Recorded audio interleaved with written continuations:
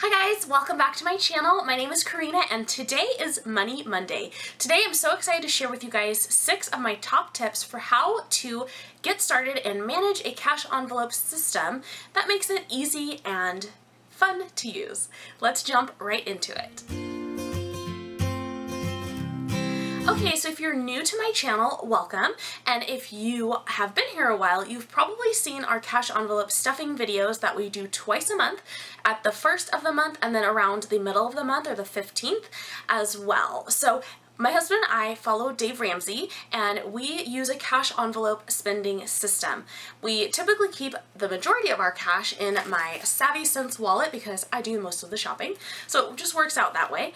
And I get a lot of questions about how to get started with the cash envelope system and the best ways to use it, etc. So I figured today I would go ahead and share with you guys the tips that we've used and some things I've learned over the past year and a half since we started this system.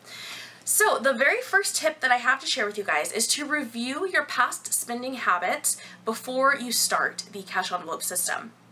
Now, this will help you to establish the amounts that you need for each of your different categories. So once you look back over the past few months of spending, you'll be able to see how much you spend typically on whichever categories you've chosen, right? So you say you're going to do groceries. You can look and see how much you've spent on groceries, what your normal grocery budget is, and how much you need to allocate for cash for that category.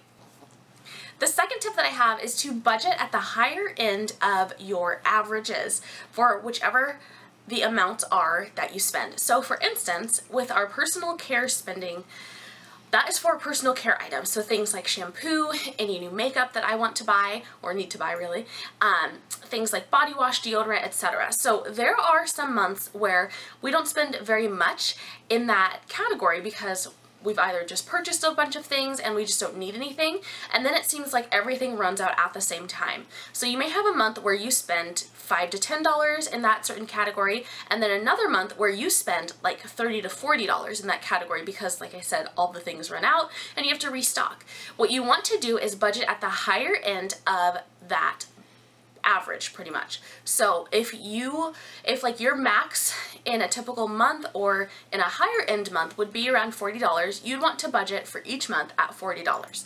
And the reason that is because you don't want to shortchange yourself and get into feeling like, oh my gosh, I can't go out and buy new deodorant because I only have, $10 or something like that. You want to be able to buy the things that you need, but to do so responsibly. And if you have cash on hand for these specific categories, you won't be tempted to grab your debit card or even worse, to grab a credit card.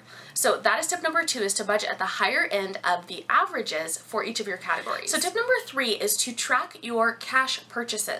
Now, this might be a little bit weird, but you want to make sure that you're tracking these purchases so that your cash doesn't just fly out and you're like, well, what did I spend my personal care money on?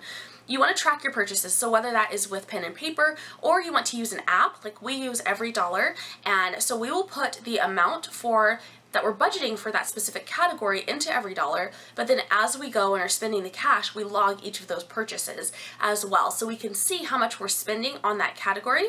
And then at the end of the month or end of the pay period, when you go to reconcile what you have left in your wallet, you can see exactly how much was spent and how much you have left over in that specific category. Tip number 4 with this system is to be flexible. You guys, your budget will change, and that is totally normal. The reason that you want to make a budget is to see what's coming up in the month, what you need to spend money on, what you need to allocate funds towards, or what you want to allocate funds towards. And then you can just be flexible with how much you spend on everything throughout your household for that month. So with the cash envelopes, I highly encourage you to be flexible and be willing to be flexible in that, because that can change and that's totally okay, especially as you're getting started. You may start with a set amount and you may have to change it the next month, and just kind of work with it to see what fits your needs and what works best, which is again why I do recommend averaging towards the higher end of your budget for each category. Tip number 5 for how to use cash envelopes well is to pull the money at the same time each month, whether that is one time a month or twice a month, or whether it's weekly. You want to make sure that you are getting on a specific schedule so that you don't have to basically span an odd amount of time between pulling out cash. So If what works for you is pulling at the beginning of the month, you know that at the beginning of each and every month you go to the bank and pull that money. And I suggest doing it within a 2-day window so that again, you're not having this huge lapse in space where you should have cash for certain things, but you've spent it all from the month prior. So for us, we average and pull our cash at the beginning and the middle of the month. So we average about between the 30th and the 2nd of the month. And for the middle of the month, it's about the 14th to the 16th. So one of us at some point within those 3 days is going to the bank to pull cash for our envelopes. And if it's inconvenient, you know, the other one will volunteer. But we have to do that at the same time every month so that we know that if we're going to go to the grocery store, we'll have cash available to use and to spend, rather than again grabbing your debit card and relying on that and say, oh, I'll just log it later. That can easily get lost as a transaction, and this is why you want to use cash, so that you know what you're spending and so that it's an emotional purchase when you are spending. The final tip that I have to share with you guys is for your money at the end of the month or at the end of the pay period, give that money a job. So anything left over in your envelopes, you need to give it a job. Don't just leave it there, but give it a specific purpose. So say you have, you know, $20 left from 4 different envelopes at the end of the month. You either want to put that towards debt or put that towards saving or whichever baby step you might be on. But you want to give that a job so that you don't just keep money in there and have just kind of an excess like flow of money happening in your envelopes.